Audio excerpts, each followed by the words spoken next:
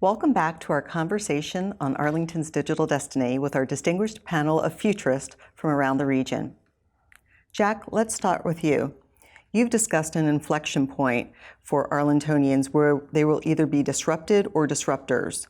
Can you set the stage for this next session when we focus on Arlington and the National Capital Region and what the digital destiny for here looks like? Yeah, and that's a tough question, but I think you're right. We've been talking about that, is what really reaches the hearts of our constituents, the community? What's going to motivate them? One of the challenges we have is we're asking, how come we don't have more participation from the community in terms of what we do and plan? Is it because they're disinterested, uninvolved? These are some of the most involved people in the world. If you talk to them individually, you'll find that they're committed to this community, they love this community, but they're not about to follow the processes that we would like them to follow to articulate what they want. And so how do we reach those people? And I think that inflection point, once you get that recognition, that you understand what the people are, the majority is looking for, and then you can move forward to developing plans to meet their needs, to satisfy the personalization that I think that you've talked about. Can we riff on that for a second? Because one of the words you used in there is how they act the way we want them to.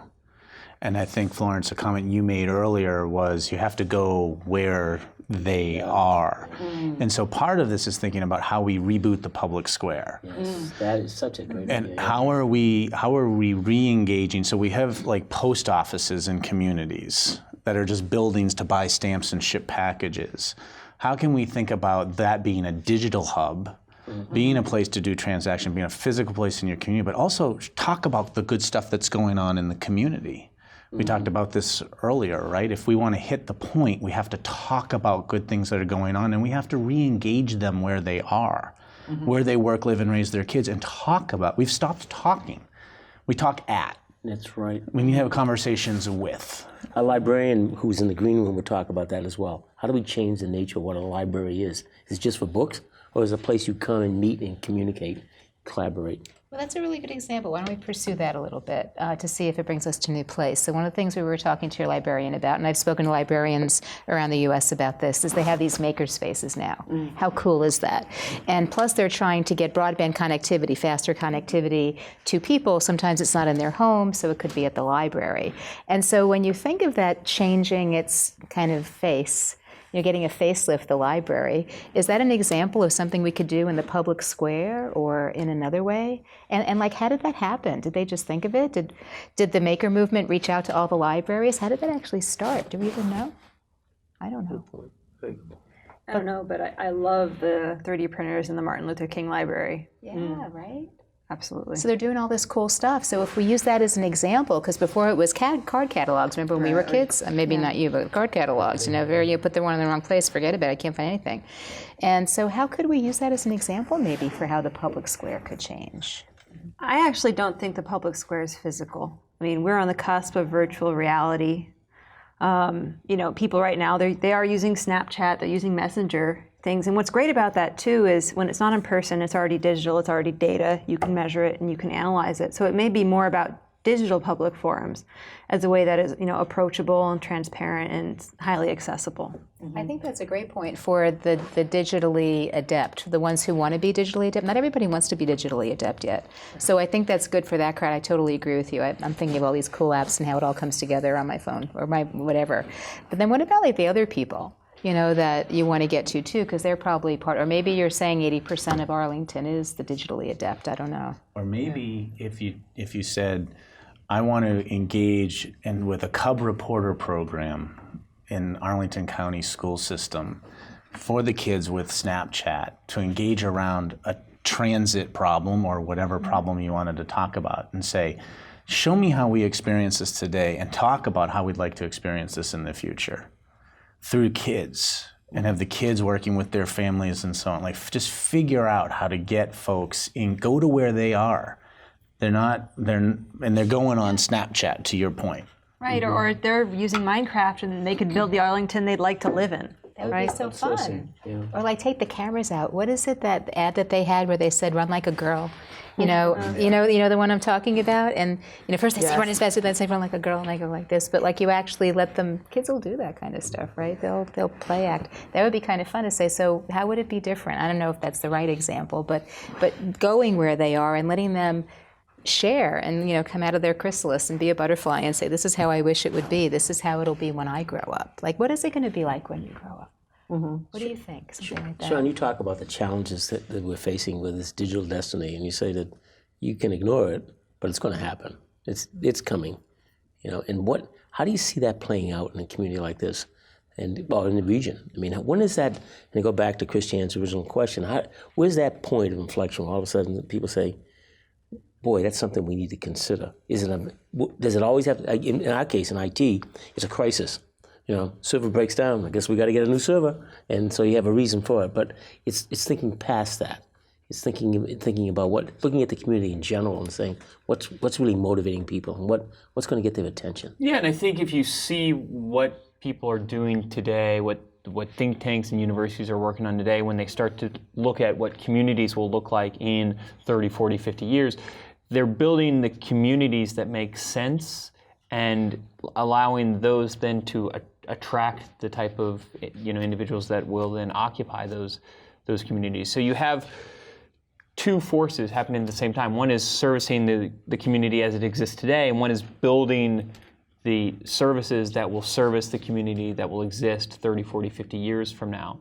And so you see where Arlington has already done that. We've talked a little bit about Crystal City, We Live, the Tech Shop, 1776. All of those services in the community not only service existing residents within the community, but attract new residents to the community.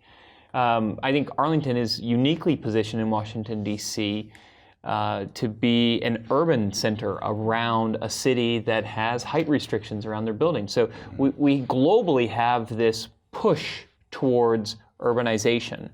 It will happen in a very interesting way in the D.C. metro area because you can't build skyscrapers in Washington, D.C. And so they'll start to show up in Arlington, they'll start to show up in other places. You already see that happening in Crystal City and Roslyn.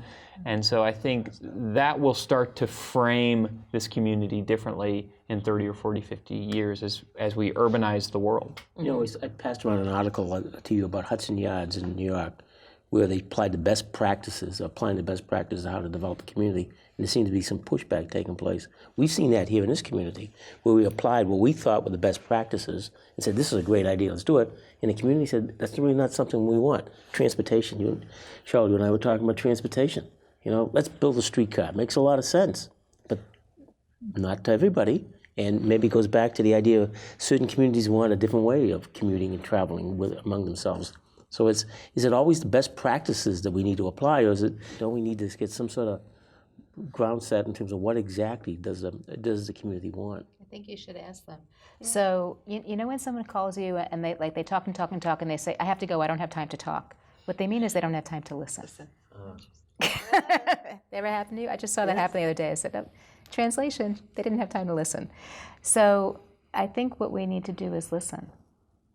I think we start by asking, what is it that you want? What is it that you need? And like when I hear, what makes sense, well, what makes sense to them? What is really going to be valuable for them?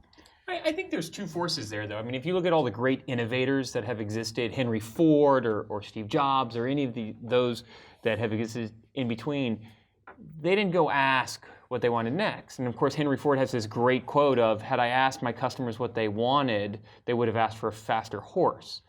So we can't always rely on the individuals to think about what they want. And that's where you want the innovators, the entrepreneurs living in those communities, designing new services that they want to be part of and that they want to partake in. Yeah. And it's allowing the community to ebb and flow, to bring those services in while still maintaining some of the integrity that it defines the community. But I think what people wanted was to go faster. So in their mind, it was a faster horse, and so there's a different way. So that's why you want to get to the root. What's the root that they're looking for? I want to go faster. I want to go farther. I want to be more connected to my family that's global now. My daughter's in Spain. My nieces are, How do I help, them do that? I have WhatsApp, I have WeChat, I have thisy thatty, So I think it's thisy thatty's new. I made that up. It's coming out tomorrow. Yeah, but it just, I totally agree with you. I'll tell the team, well, it could be a Steve Jobs moment. The iPhone, what's that? It could be. But if you want to keep the citizens with you, it's really good to ask them what they want. But one thing we have now more than ever is more data, and that allows us to be more analytical and also more transparent. So if you're saying we do know where the right places for bike shares are because we've been tracking the streets, we know where the traffic is. We made a smart decision. Here's our methodology. This is why we picked it. It makes you not just seem accessible, it makes you seem smart, and it kind of restores people's faith. Right. Saying, We don't need to ask people where they want retail because we already see where they're walking. And so we can start to deploy retail into the environments where we want retail to exist based upon what's already happening in that community. The moment there, though, is to be clear about the problem and the data, right, the real facts and the analytics behind it, and have a real conversation about that, not the presumption that you've done the smart thing or going to do the smart thing. It's kind of combining those two thoughts, right? Which is to say, yeah, I want to engage the community, yet I'm going to engage the community in a very deliberate way around a problem and the data and analytics as we see them and try to get to a new place. I'm not just going to, an industrial era model, you're just going to go drop in the bike share and be like, this is where it needs to be. Right. So the problem is, though, things like bike shares can be added to street corners and start to flesh out a community in an ad hoc way. And I think some of the problems that we are facing today are problems that won't really fully materialize until 2050 or until 2060. But because we're dealing with long-lived assets like buildings that have lifespans of 50, 60 years, we need to start making those decisions now. So you take a look at something simple like retail, where about 7% of what we buy is online, and I think most analysts today would say maybe that doubles. I could see an environment where it's 40, 50, 60% of what we buy is online, because already today you're seeing appliances that can start to order things on your behalf. So we're going to move towards not just autonomous vehicles, but autonomous shopping, where our home is buying things on our behalf. So the retail environment that we today visit won't be the retail environment we need 40, 50 years from now. The infrastructure we have in the buildings that we live in, the homes that we live in, will need to shift as we start to move towards these type of environments. So everything that we know today can and will change because of the digitization of things that don't even necessarily impact that geographic space. The digitization, further digitization of retail, is going to change everything I do today in my home, in my building, how I walk, where I go to, the shops I visit. All of that could change.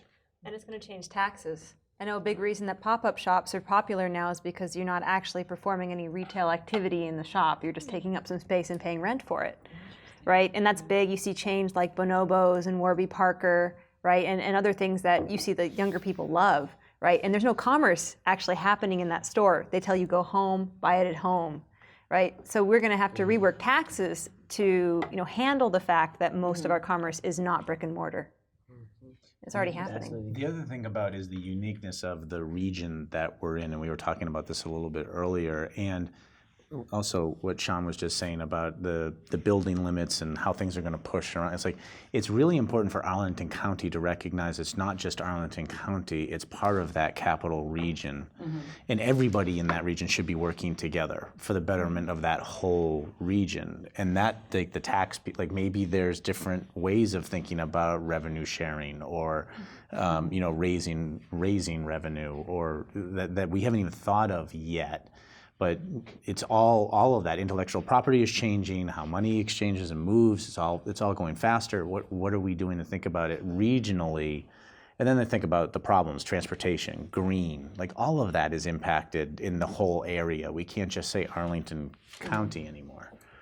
So taking that, can we focus a little bit on what distinguishes not only Arlington, but the National Capital Region from elsewhere? So a lot of what we're talking about is really applicable because we're saying this change is happening everywhere. What specifically here do we have? What are the assets we have to offer? No. Short-lived. Well, we don't think so. Or what are some some of the things you might see that are successful in other regions that maybe we could look to adopt? So I think that access to decision makers is something that we talk a lot about in the startup space. Why would you be here? If you're doing transportation, the Department of Transportation is here, right? You can talk to senators about transportation. If you're working in Washington, D.C., you can change regulations that can put a moat around your business if you're smart, which can be really great for some of this new stuff that's coming out that is very personal. Like if you're hiring someone to drive your child, which is the evolution of Uber, you want that to be regulated. You really, really, really do. And therefore, you want a presence in Washington, D.C., because you want to make sure that people driving your child have to have a background check. So policymakers, decision makers, they're definitely industries. Data. Data, big. The government has a lot of really good data, accessing that, treating it as a national asset, as we talked about earlier, and getting it out and helping to educate and understand what's there. I mean, this region, the data that is here is very rich. So you also talked about the need for the region to collaborate and work in cohesion. Jack, can you talk a little bit about your experience in initiatives that you've undertaken or are aware of and where you've seen that work well or been challenged? Well, we actually, we've sort of been marked in a good way, and I don't mean this the way it sounds, but by 9/11. I think because 9/11 brought us to the point of recognizing that you have to work collaboratively. At that time, it wasn't the federal government who came in and said, we're here to help you. It wasn't the state. It was our fire chief who took charge and said, I'm now the incident commander. We got to make this work and recover. And so what we've done since then is we've done a lot of things that I really marked as unusual. We meet on a regular basis, the public safety chiefs, with me, the IT guy. That doesn't happen in many jurisdictions where, frankly, the fire guy doesn't talk to the police guy. And heck, they're not going to talk to the IT guy, right? But they're having that discussion. So we did things like computer-aided dispatch. So that's when you call 911, somebody answers the phone and says, okay, where are you? And we send somebody out. So what we decided to do is collaborate. So we have in Northern Virginia, we look at where you are. So you're in Falls Church. It might be better, you call 911, it might be better for Fairfax to come take care of you, to get to you. They have 4 minutes to get to you if you say you had a heart attack. If they can't get to you in 4 minutes, your likelihood of surviving is probably slim. So by doing this now, we've automated interjurisdictionally how we operate. And our fire chief, who's now the deputy county manager, is really pushing for the idea that more cross-regional types of things need to be done. Why should Arlington build its own radio system? Or why should Arlington have its own computer-aided dispatch system? Why don't we have Fairfax do it, or Alexandria, or the District of Columbia? But to do that requires trust and sharing. And that's a big step because we look at ourselves as unique. Arlington's different than Alexandria, and we want to be different. I mean, that's why we're better. And certainly we're better than the District of Columbia. But the reality is, if you want to go into District of Columbia and you've got a Park Mobile application, you don't want to get their application, you want to use Park Mobile to park, and that's what we have now. And I think more of that has to take place. But it's really a cultural, it's not a technical issue with us. It's been, how do we get that acceptance across the board that we don't have the capacity nor the resources to do these things alone. Together, we have the power of purchasing, we have the power of scaling, and so. Well, the cool thing is that the sharing economy is upon us, right? When you look at Uber or Airbnb and, all that kind of stuff. So there are people getting used to that, and they're a successful business model. So you have a good excuse to try it once in a row. And sometimes it makes something ripe for disruption. I think Uber is a great example of that. Hopefully it'll affect transportation as well. I'm sure I'm not the only person that hates that bus lines conveniently stop near county limits that are completely arbitrary to me. We're really one city, I think, one region. So true, so true. So then conversely, can we talk about some of the challenges, or to put it more positively, some of the opportunities maybe that this region has that we can look forward or maybe take a different direction, or, focus in on a new area? Well, work with the federal government in the and have, if you had Arlington County and DC and Montgomery County, let's just say, just the name, come together to the Department of Transportation and say, we want to do something together. What could we do? That might be a different presentation, right? It might be a different, and then building the trust and doing something. I think it's an opportunity to take advantage of all of the things and the challenges that we don't because we're comfortable running things the way they're running today. Mm-hmm. Are there examples of like that? I mean, you've all been around the world and seen many places, talked to many people. Do you see examples of where that's been successful? Where they've integrated across areas or things? Well, New York after 9/11, had to do that for public safety reasons. So, and they talk about that in that Hudson Yards article that you sent, right? How a lot of things are integrated, and they have a great surveillance system that they actually have been selling to other cities as well. In Rio, God bless them, getting ready for the Olympics, and they had the World Cup.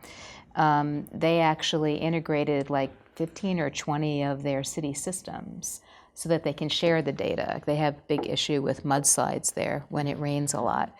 And they're trying to keep people safe, especially as all these people that don't usually live there come into the city, when they have the Olympics. So they don't have the instinct that maybe the people there already have, which makes it more dangerous. And so they've actually integrated all the 15 or 20 of the systems, and so they can share the data. And Mayor Eduardo Paez actually did a TED Talk on this a few years ago, where he talks a little bit about that. So that's an example. But they had a potential risk, that they were trying to mitigate, that they needed to deal with. Do you guys know, or ladies know, of any other areas where they've integrated and shared well? Greenfield areas, Estonia, example. We basically just wiped. They had to start. They sort of on their own. They had to rebuild. But that's something where you mention that and talk. Well, Estonia's doing it. People look at you like you got to be. That wouldn't work here in Arlington. And it may not, but the thing is, at least it's a model of where they've had to rethink how they do business. The point you're making over and over again is, well, it's the pain. If there's pain, people will come together to try and work through it. And unfortunately, it takes crisis moments that are there. But so the question is, do you have the data to create an argument that builds the burning platform that enables people to come together? Make markets get created off of that. They invest because that need is there, and you can see a return off of it. Well, So I would say with what's been going on recently with the transportation system, I know when I try to use the metro when I can. And I was in a boot, and they were like, okay, so all of the escalators are broken at these. So I'm like, I have to get off like 2 miles away and walk. So maybe that's a burning platform. So let's talk a little bit about that. I mean, if we could, dive down into that. I mean, the head of Metro has said that we need a massive investment of money from the local jurisdictions to rehabilitate Metro, right? And it also, we spent a lot of money. Arlington was a leader in that. We had more stops put in Arlington than any place else. It made a huge benefit to us in terms of a community development and such. But putting on the hat of let's look forward and knowing what is happening around now in technology, if 20 years from now, would that be a good investment? I think it's time to rethink it. I think it's really time to rethink the transportation system in this area. Because when you have to, it's like when you have an old car and you have to put thousands of dollars into it. You go, well, actually I want a Tesla, so I'll use like a zip car until then, or whatever it is. You have all these new potential business models. I think it's a good time to rethink it. And it actually gets into master planning, if you'll excuse the concept, right? It's like I'm on this infrastructure master plan advisory council right now for a university. It's a 10-year plan with a 30-year outlook. Interesting, right? So maybe you could do I know, isn't it cool? So I can send you something on that if you want, yeah. And so maybe you actually think of it in a master plan perspective. The transportation system, these little, these pods and areas like in Crystal City, what are the different models, business models and living models that are going to be coming, and rethink it. And then judiciously invest in where you think it's going to be most valuable. And it might not be the way we've done it for years. It might be different. maybe it's engaging with Metro in that conversation. Oh, absolutely. It's not alone. And then the rest of the region as well. Because 30 years from now, 50 years from now, it's going to be more of a region, right? Which is we're going to all be thinking and working that way because we have to. Can you even see beyond that, though? So not having the geographical borders connecting us, but hopping over, kind of a digital concept of a sister city, the old school sister city, where maybe I can see a connection with somebody 3 states away or something like that, that might bridge us and help move things forward? I think community is going to be revolutionized. I mentioned it before, but virtual reality alone is just huge. I mean, if people engage in a completely different way, now people are entirely accessible. You can tweet at anybody you want in the whole world. And with all that data out there, we'll certainly match up people. People are already getting matched up. I mean, dating completely has changed in the last 10 years. It's a good example. And that's only the start. Friendships, businesses, it's all going to happen that way. You were talking about this before, and I think this is a good time for you to expound on it. We were talking about regions, and you're saying they're not physical anymore. Communities aren't physical; they're something else. They're cultural, or they're whatever. So that makes me think of what you're talking about right now too. Is there something that you see regarding city master planning or regional master planning for the future that is going to be impacted by that thinking about how communities are built on different premises rather than just where they happen to be sitting? Yeah, I think that to do that, back to city master planning, you have to figure out, first of all, what is it you're trying to cultivate? Who do you want more of? And unfortunately, who do you want less of? And in particular areas, and where do people belong? And I mean, if you go and you see the We Live, that's an interesting example because it's a housing concept that's clearly oriented towards people that are under 30.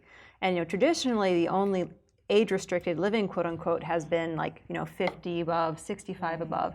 And now we're seeing communities that are trying to engineer themselves in a way that they politely exclude people of a certain kind, right? And you see this in WeWork and office space as well, where everyone's struggling to find out how do we get the people we want and how do we very politely not attract the people we don't want so we can create that kind of density. And I think that the advent of people working from home has also created this isolation that now people are they have this gap that they're kind of trying to reclaim right now. And I don't think people know that it's definitely not a solved problem. Right. You're right about that. More coffee shops.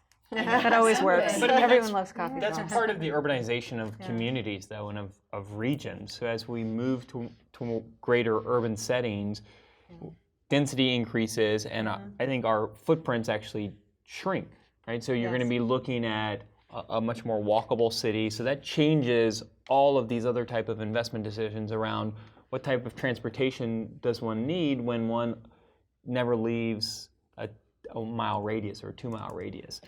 And so that will change demand for those type of services as well. And when I hop in a car and it takes me where I want to go, whether it's mine or not, right? Just the thought of how we're going to get from one place to another. Again, my 16-year-old, I said, I'll give you $1,000 in an Uber account, and you don't need to go get a license. Will they buy a car? Will your kids buy a car again? My eldest will buy a car. I don't know if my 10-year-old will. When I was just hiring 2 people, nobody had cars. My office is in Falls Church City, which has one of the worst last mile transit problems in the area because you have 2 stations named Falls Church and neither of them are next to where people work. So it was very sad to be you're going to have to take the bus and the metro and switch a metro line. Sorry. But you still want the job, I promise. It's a dream job. Well, that's a really good example. So she knows of a particular area where it's really difficult to get there, but she does want to have some congregation, and people want to come together. So that's a good if you were going to do use cases of transportation challenges you have today, and how could you envision a better future, that's a great example, and maybe you can find some others of them. Well, not only that, but where are they trying to go at that time? Because a lot of them will be working from home, parts of communities that come and go, fluidity, right? Did I say that right? Liquidity. No, liquidity, to be able to, they can come and go together as much as they need to. We talked about travel. You've talked about home as being a changing area as well. What's happening in the home? I wonder if you could talk a little bit about that. We Live is just an example, and actually they don't restrict by age, but you do get self-selection, and you actually have a really interesting group of individuals that live there because of the type of services that are offered. It's not a living space where you bring your furniture. The furniture is essentially who built doesn't in. have furniture? Mostly only very young people right out of school. Right, and so those are experiments, and I think we're in this massive period of experimentation that will last 10 or 15 years where we experiment with different approaches to transportation, to living, Really, fundamentally, what we're getting to in some of these instances is, does the internet make sense here? And we start to explore if the internet makes sense here. I think you see that in consumer electronics. We tend to talk so much about things like smartwatches, but really what we're fundamentally asking is, does the internet make sense on the wrist? And if it does, what are the really interesting use case scenarios? And I think that's more broadly what we're looking at in all of these experimentations. Does the internet make sense in a vehicle? And if it does it spur autonomous driving? And if that does, then what does that start to look like? Because when you digitize an environment, you can fundamentally change that environment. Autonomous vehicle doesn't need a steering wheel. It doesn't need seats that face forward. You could put a desk in there. You could put a couch in there. You could put a hot tub in there. You could do whatever you want in that environment because you've digitized it, you've connected it, you've sensorized it. So if that's true with vehicles, where else is that true, and what does that start to look like? So in my home, if everything is digitized, connected, sensorized, how does it start to change the way I use that space? How big does that space need to be? How small can that space be? All of those questions start to be vetted out. They're all on the table. And with space being more flexible, old-fashioned zoning laws kind of come into question because you could conceivably, if a space can reassemble itself, you could use it for anything. You can sleep there, it could become a shop in the morning, and at night it could host a meetup, right? And so a lot of these constructs we have will just, have to fade away for something else because everything's flexible now. But you need a permit. You have to go upstairs on the 10th floor of this building to get a permit. For now. Yeah, and again, that's a change. Yeah. That's what she's asking for, is to change that. Yeah, Change I'm that, saying. yeah. And if you look at some of the world's Exactly. biggest cities, Exactly. they have these flexible arrangements, partly because they don't have the policies and procedures and permits that they do. But if you were in Cairo, you do see it transition from a home to a fruit stand back to a meeting community center, and it will evolve throughout the day. Transformers. The thing to say in there too is it's not the process, it's the outcome. The outcome from government's perspective should be, is what she's doing safe? Yep. And what are the 3 things I need to know that makes her safe so that she doesn't need to come to the 10th floor, but she can answer these 3 questions, and if she's good to go, she's good to go. And that's a different mindset, right? Well, it's what are the externalities on the community? I mean, to use an economist term, right? So there's positive spillover, and there's also negative spillover, and government is trying to limit the negative spillover while accelerating the positive spillover. And I think that's more fundamentally what we need to try to get to. I mean, that was the whole premise behind permits, is how do we limit negative consequences for some institution being created in some environment? How do we increase the positive benefits? Another area we all talked about is healthcare, medical care. The time it takes our present mindset is that apply for a doctor's visit, call for a doctor's visit. They say it takes 21 days on the average to get a doctor's visit. You go in, and people, when they survey them, say, 4 out of 5 say, I was really dissatisfied with the diagnosis I got or the care I got. And the question is, isn't that now going through a change as well, a major transformation? Not right now, but maybe in the future? No, now. It has started. And it's a question of not health care, it's health and care. Oh, thank you. That's something I had a doctor say that to me. It's not, I didn't make that up. But it's how are you thinking about your health? If I'm wearing a Fitbit watch and watching what I eat and getting on the scale, and before I eat the chips, I run 1.5 miles, which I never do, Jack. Number 2. Then, how am I thinking about my health? And the next question is, okay, so what care am I getting when I do have something that's wrong, and how is that being taken care of? And then how you're creating healthy communities and that have access to both of those things. I forget the exact numbers, but there's fewer than 1 million physicians for everybody in the United States. So one of the big things that I'm seeing right now, and in fact, there's a local startup in Arlington that's doing this called Dorsata, is that they're recording doctor decisions Because eventually, if you see how doctors work, you can train nurse practitioners to do the same decisions. And eventually, a machine will tell you, you need antibiotics for your sinus infection. And when you do that, you allow them, especially the most talented doctors, to focus on the really important problems. And you provide better care for everybody else, and it's more immediate, and it's live, it's updated with data, it's updated with new findings. Yeah. So I think that the future will be specializations. Areas will specialize, individuals will specialize, because when the information can flow freely, I don't necessarily need to go see somebody in the region to have x-rays looked at, or MRIs looked at, or CAT scans looked at. I can have those sent to somebody anywhere in the world who's an expert in that particular MRI reading or that particular x-ray reading, and that information can come back very quickly. I may want somebody locally to implement the solution, but that will change what the infrastructure looks like. The other question to ask in that you just sparked in my mind is what does the public safety data say? What does the health data say? And just if you use those two things, what does that mean about your community? And what is the 5% thing that you could do that would have the 60 or 80% impact?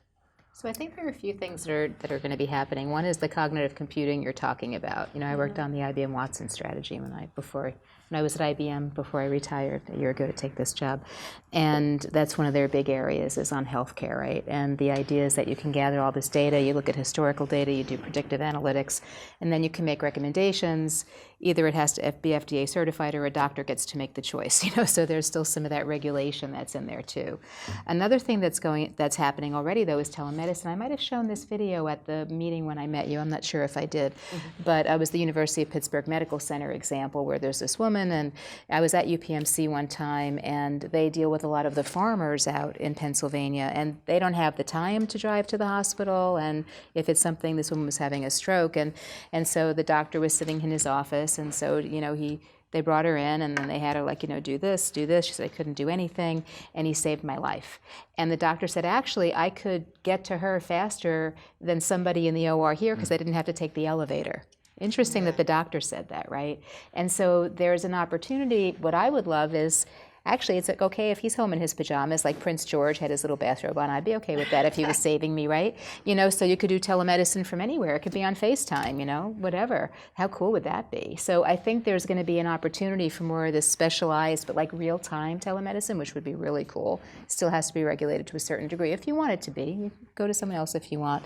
And then the other thing that's happening, there's this really cool video that Kaiser Permanente has out there, which has this connected healthcare stuff going on, where like this little kid has, like, it looks like a watch, but he's running around, and there was a heat alert, there's an asthma alert that day, and it actually automatically sends information to an app, and the mom takes her iPad out and it says low asthma risk, and she's like, oh, okay, he can keep running. I'm like, how cool is that, right? So there's this whole Internet of Medical things going on too, and all of these are going to be happening, and it provides health and wellness opportunity, right? Making sure everyone's okay, and then providing the care in a telemedicine or whatever term we use, a virtual reality care, whatever we call it at that time, you know, HoloLens care. So let's tell you a story. Let's talk about a little the downside of that. I used to work in Capitol Hill, and my job, I'll show you how old I am, my job was at the time to introduce the electronic mail and the internet to members of Congress. So I went around to every office, 440 members of Congress, 100 senators, talked about the internet. And I'd ask them, I need you to think about getting an email address. And I went to a Southern congressman. His name is Sonny Montgomery. He had been in Congress for many, many years. He came from the state of Mississippi. And I said, so we're going to get you this electronic mail address, Congressman, and you'll be able to connect to anybody, anywhere. And he looked at me and he said, son, I was young at the time. He said, son, he said, I don't want any of this. And I said, why is that? He said, you folks in technology are going to work on medicine. You're going to get it to the point where people are going to continue to live and they won't die. We don't have enough food. We don't have enough housing. And so I'm going to be asked at some point in time, okay, you got to pass legislation because this person's reached, what age are they going to reach where we turn off the sensors and let them die? He said, I don't want any part of that. I'm leaving Congress. Whoa. So that was maybe, 1996, something like that, 95. But is that a real problem? How do we deal with that? If we continue to live, we were talking about that earlier, if you become totally digital and you get sick, but we take care of you, is that a challenge we need to worry about? There are going to be new ethics and regulation questions coming up. That's what I think is going to happen. At this IoT discussion we talked about IoT ethics and teaching kids ethics at a very young age, like, Catherine, who made the little garage door opener before, right? So there are going to be new ethics discussions, I think. And in general, innovation is going to change now that we can control physical devices. So much of our law is based around whether physical harm occurred. And in the past, if email didn't deliver, nobody died. But now, your toaster could kill you. And that's big. And that's going to change the way that software developers develop. It's going to change, our QA processes, right? And a lot of that will warp now that code causes physical harm. Can I ask, in just some of the examples you talked about, you gave the example of how, from a work perspective, people started teleworking more, working from home, but then they missed the interaction with people. Some of the examples you talked about with medicine, how soon computers are going to learn well enough that they can make the diagnoses themselves. Is there a concern at all in this digital focus that we're losing not the personalization, but the human touch? So I'm just trying to think, we talked a lot about, well, how do we know what it is that we should be focusing on? We need to engage. We need to engage people where they are. We need to convene. The government first should convene. How do we ensure that as we move forward in this digital future, we're not losing that human touch? You have to make sure you don't. I don't know. Just be aware of it? Is it just? Yeah, I think so. Because like in the cognitive computing healthcare strategy, there's a doctor or, someone that's certified, to actually make the decision, that has the instinct that can look at you and say, you look a little jaundiced though. It's not, I don't think that's exactly right. So that's one decision, but that's something we're going to have to be cognizant of, I think. Yet embrace the opportunity. Yeah. There's so much opportunity and so much good, and then also don't pretend that you don't live in a world where you have to think about these things as well. Yeah, right. And it's the genius of the and figure out how to find the right balance between those two. Yet to not do it because you're afraid of what's going to happen 30, 40 years down the road it's not what we're about. Yeah, if we focus on worst case scenarios, we'll never get best case scenarios. We'll always end up with some mediocre outcome. And I think so often throughout history, we have assigned our deepest fears to technology. You kind of look back at sci-fi in the 50s and 60s, and we had fear of annihilation, and so that's where a lot of sci-fi was built around this fear of annihilation. Now we have these fears of no longer being relevant, so we have these fears of robots taking over all of our jobs and making us irrelevant. And I think you see even what Watson has done is empower people to make other decisions. So it certainly changes the way we live, work, communicate, but it doesn't replace the way or replace that we live, work, and communicate. Very well said. So my son was here last night, and he's a musician. He plays in a bluegrass band. So he's off to Chattanooga, Tennessee for a concert. And we were talking about this today, and he said, "Yeah, I understand what you're doing, what the people are talking about, but what about the people who drive the cars? Who are not going to have jobs any longer, or the people who are the attendants at the medical offices who aren't going to be there?" And we're an inclusive. If you read our mission statement in Arlington County, we're an all-inclusive community. We spend a lot of effort in making sure there's affordable housing for everybody. But is that a threat? The workforce change is going to take place. Yeah, just like from the agricultural to the industrial society. Yeah, workforce is always going to change. Yeah. The question is, are we putting the education infrastructure and the training in place to enable that transition? Which goes back to better stuff in libraries, right? Making sure that our education program is very modern. There's computer science that is being taught. Back when I did interactive storytelling stuff, something very similar to the phrase you used was we always said, you code or be coded. You're either building the future or somebody else in this world is building the future. And that's part of why it's important that we have lots of engineers. And if we have more of them here in Arlington, we're going to build more of the future than the rest of the United States. And that would be great. Here. Well, that's great. Thank you. That's a great point to end. So I want to extend my appreciation to this illustrious panel, Sean, Florence, Cheryl, Jack, and Frank. I look forward to talking about the next steps and how we can move this conversation forward and engage a broader audience in helping to define Arlington's digital destiny. Thank you. Thank you. Thank you. Thank you very much.